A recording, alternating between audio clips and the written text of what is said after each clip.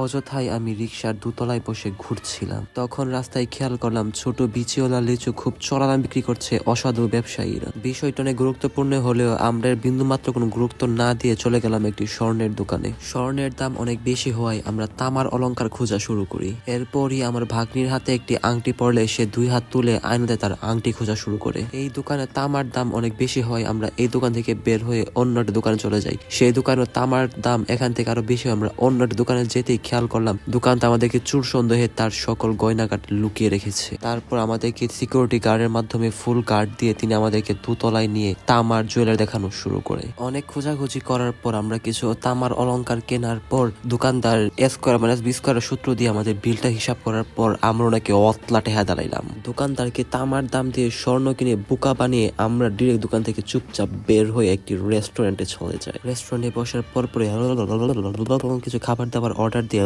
খাবারগুলো খেয়ে আমরা ম্যানেজারকে চায়ের বিল দিয়ে বোকা বানিয়ে বের হয়ে আসি। বিষয়টা অত্যন্ত হাস্যকর হলেও আমরা না হেসে রিক্সা দিয়ে বাড়ি চলে যাচ্ছি। টাটা।